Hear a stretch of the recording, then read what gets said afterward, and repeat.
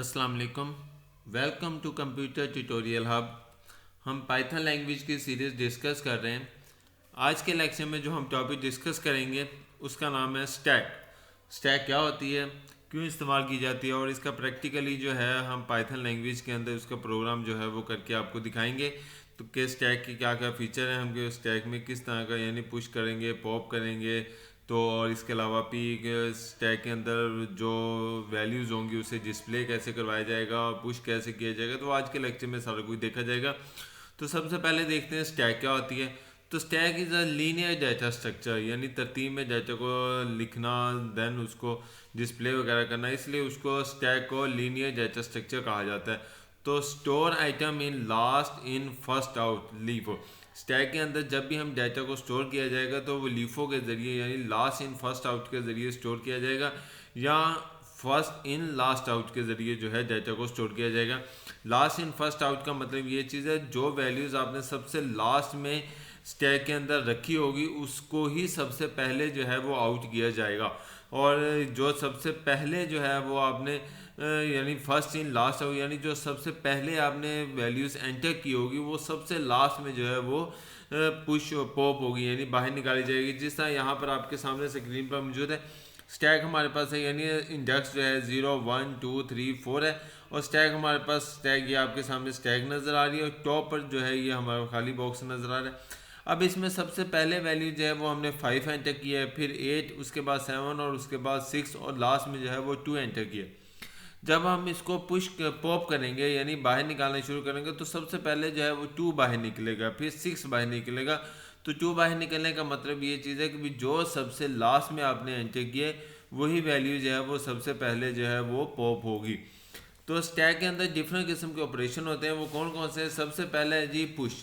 Push का मतलब है इंसर्टिंग एन एलिमेंट, यानी आपने कोई भी वैल्यू जो है एंटर करनी है तो उसे हम क्या कहते हैं, पुश कहते हैं।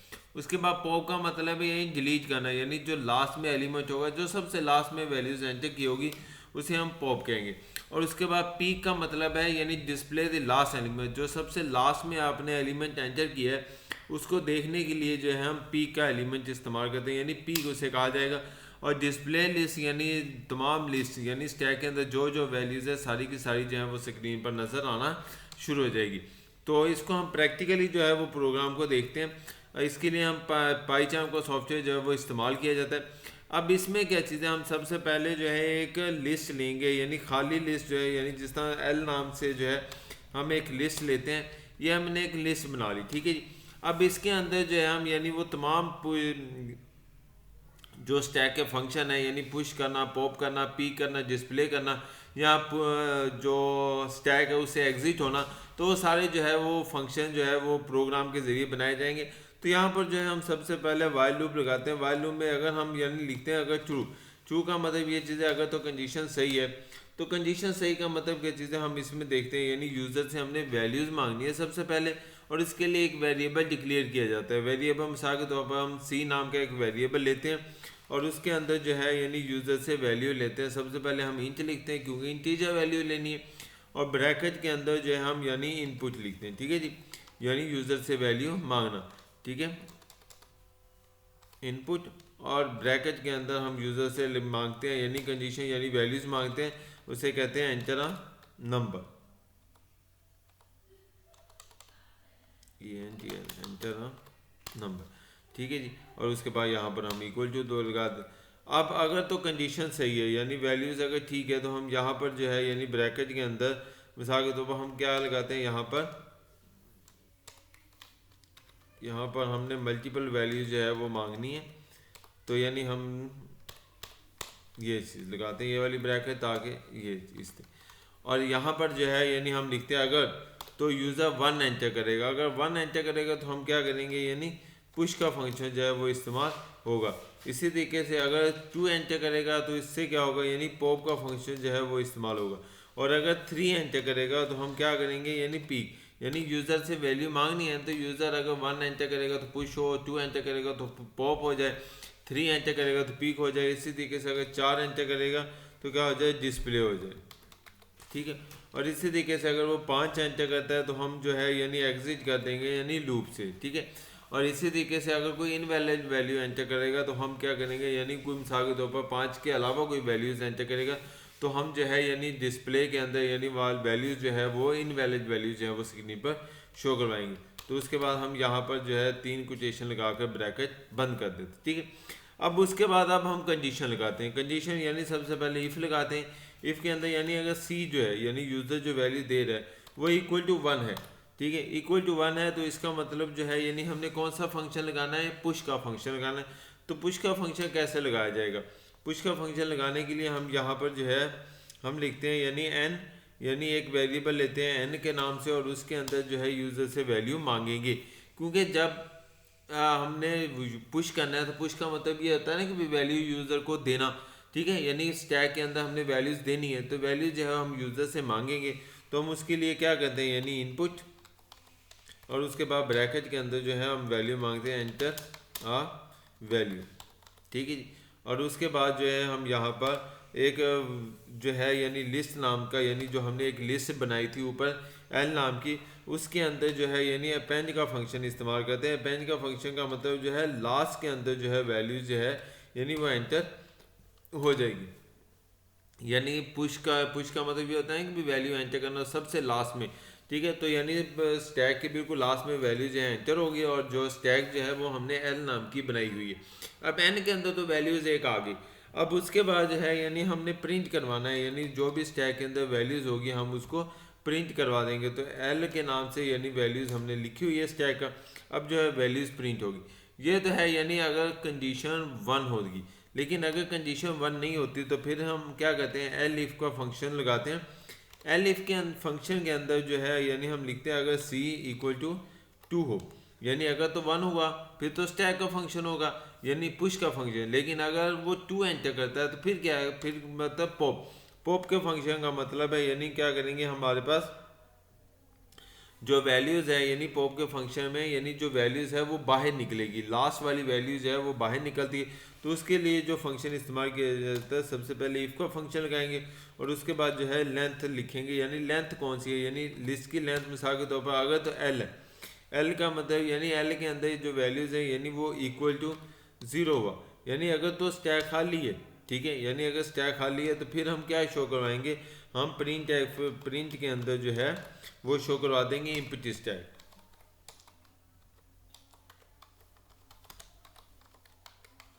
एम्प्टी स्टैक क्योंकि अगर तो यूज़र ने कोई भी वैल्यू एंटर नहीं की तो वो सीधा जो है वो 2 पर आ जाता है। तो इसका मतलब शुरू में तो स्टैक खाली होगा, तो फिर जो है अगर c इक्वल टू 2 होगा तो लेंथ अगर 0 होगी, यानी स्टैक अगर खाली है तो लेंथ तो 0 होगी। तो अगर स्टैक खाली है तो फिर जो है स्क्रीन पर जो हम क्या शो करवाएंगे, एम्प्टी से। लेकिन अगर ऐसा नहीं होता, स्टैक के अंदर वैल्यूज़ मौजूद है, तो फिर हम क्या लगाएंगे, इफ़ की बजाय हम कहाँ चले जाएंगे, एल्स के अंदर, और एल्स में हम क्या करेंगे, जो पॉप का फंक्शन होगा वो लगाएं। तो पॉप के फंक्शन के लिए हम एक पी का वेरिएबल डिक्लेयर करते हैं और उसके बाद लेंथ डॉट पॉप करते हैं। लेंथ डॉट पॉप का मतलब कि जैसे यानी पॉप की वैल्यू जो है यानी पॉप का फंक्शन जो है वो पी के अंदर आ जाएगा। और उसके बाद जो है हम यानी पॉप होगा फंक्शन, पॉप का फंक्शन मैंने ये बताया था कि भी वैल्यू जो है लास्ट वाली जो है वो एग्जिट हो जाएगी लिस्ट के अंदर। और उसके बाद हम यानी पी की वैल्यू शो करवा देंगे और लास्ट के अंदर जो है यानी हमारी पी की वैल्यू यानी जो आपने पॉप की है वो वैल्यू जो है वो स्क्रीन पर शो हो जाएगी।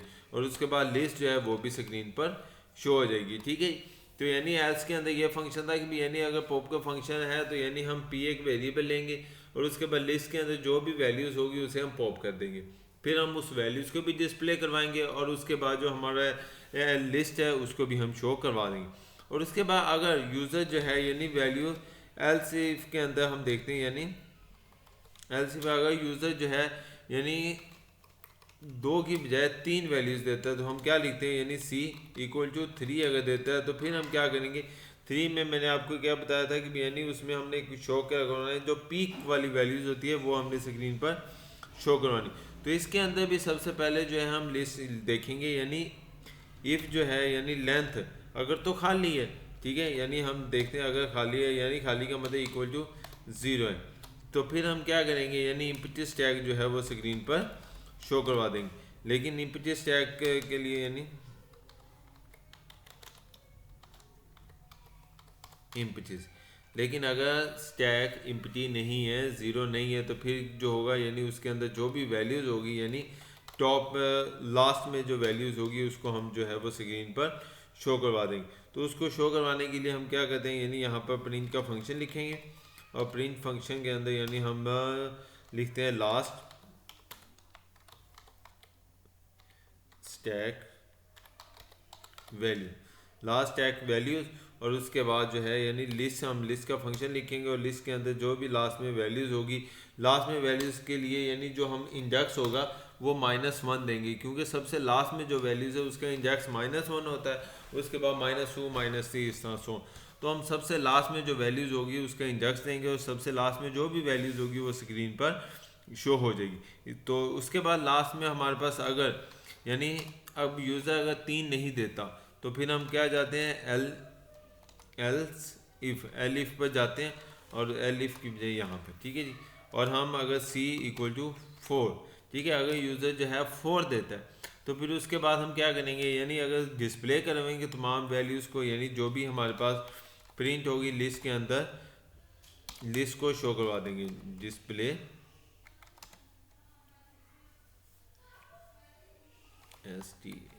डिस्प्ले स्टैक, और उसके बाद डिस्प्ले स्टैक के बाद हम यहाँ पर सेपरेट करके इसको एल लिख देंगे, ठीक है जी। और लास्ट में अगर हमने वो कहता है कि भी यूज़र जो है 4 भी नहीं देता और वो 5 देता है, 5 का मतलब यानी क्या चीज़ें, यानी अब हमने यूज़र एग्जिट करना है लूप से एल इफ़ c = 5, तो फिर हम क्या करेंगे यानी स्टैक से यानी एग्जिट कर देंगे, एग्जिट का मतलब जो है लूप से एग्जिट हो जाएगा, तो फिर हम यहाँ पर क्या लगाते हैं ब्रेक लगा देते हैं, ठीक है जी। तो ब्रेक लगाने का मतलब क्या चीज़ है, वो लूप से एग्जिट कर देगा। और इसके बाद अगर यूज़र जो है यानी 5 के अलावा कोई वैल्यूज़ देता है, मिसाल के तौर पर 6 देता है, 10 देता है, 15 देता है, तो फिर हम क्या शो करवाएंगे यानी इनवैलिड वैल्यूज़,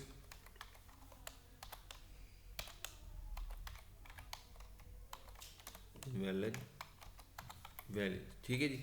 अब मैं आपको समझाता हूँ शुरू से। ये देखें हमारे पास सबसे पहले हमने क्या किया, हमने एक लिस्ट ली, वाइल लगाई, अगर तो कंडीशन सही है यानी तो यानी लूप सही है, तो उसके बाद यानी हमने यूज़र से एक वैल्यू मांगी है कि भी यूज़र अगर तो 1 देता है तो पुश का फंक्शन, और 2 देता है तो पॉप, इसी तरीके से 3 पीक, 4 डिस्प्ले और 5 जो है एग्जिट हो जाए। तो फिर हमने कंडीशन लगाई यानी अगर तो वो 1 देता है c = 1 तो फिर हम यूज़र से वैल्यू मांगेंगे और उसके बाद जो है अपेंड का फंक्शन इस्तेमाल करते हुए वैल्यू जो है यानी लिस्ट में चली जाएगी और उसके बाद हम जो है लिस्ट को शो करवा देंगे। लेकिन अगर यूज़र जो है c = 2 देता है यानी c की वैल्यू अगर 2 देता है तो फिर हम उसके अंदर एक कंडीशन लगाएंगे कि भाई लिस्ट जो है अगर तो खाली है तो फिर हम एम्प्टी स्टैक शो करवाएंगे, लेकिन अगर खाली नहीं है तो फिर हम एल्स पर जाएंगे और उसके बाद क्या लगाएंगे यानी पॉप का फंक्शन। पॉप के फंक्शन में हम क्या बताएंगे यानी p = l.pop, और उसके बाद हम जो p की वैल्यूज़ है वो डिस्प्ले करवा देंगे। पॉप का फंक्शन का मतलब ये था कि पॉप की वैल्यूज़ जो है यानी स्टैक से एग्जिट हो जाएगी और उसके बाद हम लिस्ट को डिस्प्ले करवा देंगे। फिर अगर यूज़र 3 देता है तो फिर हम क्या करेंगे यानी जो लास्ट वाली वैल्यूज़ है यानी सॉरी हमारे पास जो लेंथ है वो यानी वो शो करवा देंगे, लेकिन अगर वो खाली नहीं है तो फिर जो लास्ट वाली वैल्यूज़ है जो -1 हमने दिया था वो स्क्रीन पर शो हो जाएगा। और अगर 4 देता है तो फिर हम क्या चीज़ है पूरी स्टैक को डिस्प्ले करवाएंगे, और अगर 5 देता है तो हम लूप से एग्जिट हो जाएंगे, और अगर 5 के अलावा कोई वैल्यूज़ देता है तो फिर हम क्या करेंगे स्टैक डिस्प्ले करवा देंगे। अब हम क्या करते हैं, हम सबसे पहले रन करते हैं। रन में जाकर अब देखते हैं इसमें कोई प्रोग्राम में एरर नहीं, तो ये देखें एरर कोई नहीं। तो अब आपसे क्या पूछा है, एंटर अ नंबर, ठीक है। तो अब आपसे पूछ रहा है 1 2 3 4 5, इसमें से कोई भी वैल्यूज़ आप देते हैं। तो मिसाल के तौर पर हम यहाँ पर जो है वैल्यूज़ 1 देते हैं। यहाँ पर एक एरर आया है, एरर देखते हैं यहाँ पर क्या है।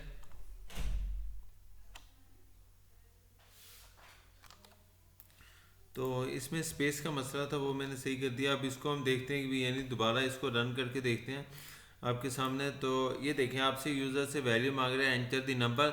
अब हम यहाँ पर वैल्यूज़ देते हैं। फर्स्ट करने अब हम सबसे पहले 1 देते हैं। 1 का मतलब क्या होगा, पुश करना। जैसे हम पुश करते हैं 1 देते हैं तो कंडीशन जो है वो सही हुई है, यानी सी की वैल्यू 1 हुई है। अब हम क्या कहते हैं, एंटर वैल्यू। तो अब वैल्यू जो है हम दे देते हैं 5। जब मैं 5 दूंगा तो 5 जो है यानी वो n में जाएगा और l के ज़रिए जो है लिस्ट के अंदर वो शो हो जाएगा। तो ये देखिए आपके सामने, यानी मैंने वैल्यूज़ 5 दिया और उसके बाद वैल्यूज़ जो है वो स्ट्रिंग के अंदर यानी लिस्ट के अंदर आ गई। अब दोबारा फिर वो आपसे मांग रहा है यानी वैल्यूज़, तो मैं अगेन जो है 1 देता हूँ। यहाँ पर मैं 1 दिया तो उससे आपसे क्या पूछा है, यानी सी की वैल्यू 1 है।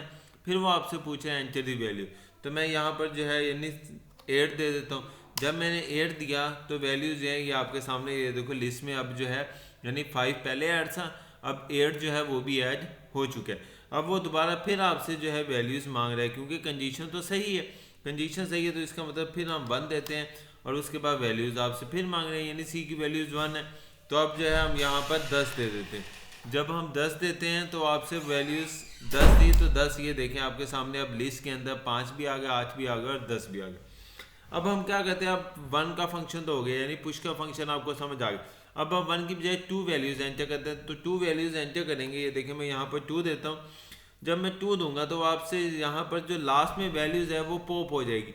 लास्ट में कौन सी वैल्यूज़ है, 10 है, 10 पॉप भी हो जाएगी यहाँ पर, और उसके बाद जो है यानी वो डिस्प्ले भी होगा। ये देखिए 10 में लिखता हूँ, यानी हमारे पास ये देखिए मैं जैसे ही 2 लिखता हूँ तो ये देखिए हमारे पास 10 जो है वो आउटपुट भी हो गया, यानी 10 बाहर चला गया, और उसके बाद जो बाकी रिमेनिंग थी वैल्यूज़ वो डिस्प्ले होगी। इसी तरीके से मैं दोबारा अगेन करता हूँ, यानी 2 दिया तो उसके बाद जो है हमारे पास क्या चीज़ है, सिर्फ 5 बच गया। फिर मैं 2 देता हूँ तो ये देखें स्टैक यानी बिल्कुल खाली होगी। और अब मैं यहाँ पर जो है यानी दोबारा 2 देता हूँ तो ये देखिए जब मैं 2 दूंगा तो अब आपके सामने क्या शो हुआ है, एम्प्टी स्टैक।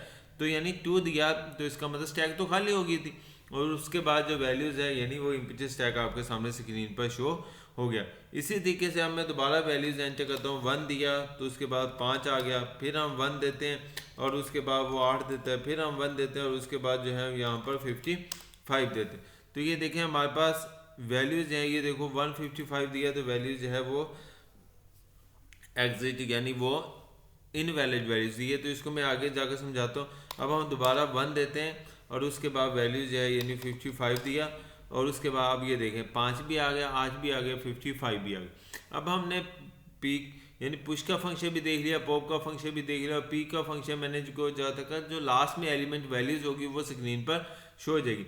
अब 55 जो है ये स्क्रीन पर शो होना चाहिए। तो अब मैं जैसे ही यानी यहाँ पर देखना, यहाँ पर 3 लिखूंगा तो ये देखें आपके सामने जो लास्ट वैल्यूज थी स्टैक की वो 55 थी, तो वो स्क्रीन पर शो होगी। अब आपसे वो दोबारा फिर वैल्यूज़ मांग रहे हैं, मिसाल के तौर पर अब हम वैल्यूज़ देते हैं, यानी अब हम डिस्प्ले करवाना चाहते हैं जो स्टैक में वैल्यूज़ हैं, यानी 4 वैल्यूज़ अगर 4 देते हैं तो फिर क्या होगा, 4 देंगे तो जो स्टैक होगी वो सारी जो है वो डिस्प्ले हो जाएगी। ठीक है, तो उसके बाद ये देखें मैं एंटर का बटन दबाता हूँ तो स्टैक सारी की सारी जो है वो आपके सामने स्क्रीन पर शो होगी, क्योंकि जैसे ही मैंने यहाँ पे लिखा था यानी सी की वैल्यू अगर 4 होगी तो क्या शो होगा, डिस्प्ले स्टैक। और एल में जो भी वैल्यूज आएगी, एल के अंदर आपको पता था 5, 8 और 55 जो है वो स्क्रीन पर आया था। लेकिन अगर मैं यहाँ पर ये देखें 5 देता हूँ, ठीक है 5 दिया है तो आपसे क्या चीज़ है, जैसे ही 5 दूंगा तो वो जो होगा वो एग्जिट कर देगा। ठीक है, अब ये देखो 5 दिया तो वो लूप से एग्जिट हो गया। अब हम इसको एक दफ़ा फिर डिस्प्ले करवाते हैं। अब ये देखें मैंने यहाँ पर वैल्यूज़ अगेन मांगी, अब मैं जो है इनवैलिड वैल्यू देते हैं, यानी 1 2 3 4 5 की बजाय ना मैं यहाँ पर 8 दे देता हूँ। तो मैं जैसे ही 8 देता हूँ तो वो देखो इनवैलिड वैल्यू जो है वो स्क्रीन पर शो होगी, क्योंकि 8 जो है यानी पूरी यहाँ इसके अंदर मौजूद ही नहीं है, 8 का फंक्शन मौजूद नहीं है, तो इसलिए यहाँ पर क्या शो हो गया, इनवैलिड वैल्यू। तो उम्मीद है आपको स्टैक का फंक्शन जो है वो समझ आया होगा। तो उम्मीद है आपको आज का लेक्चर समझ आया होगा। अगर किसी भी टॉपिक समझ ना आई हो तो आप मुझसे इस ईमेल आ जाए इस पर, जो मेरा यूट्यूब का चैनल है कंप्यूटर ट्यूटोरियल हब, इस पर कमेंट्स करके पूछ सकते हैं। अपना ख्याल रखिएगा। अल्लाह हाफिज़, फ़ी अमानिल्लाह।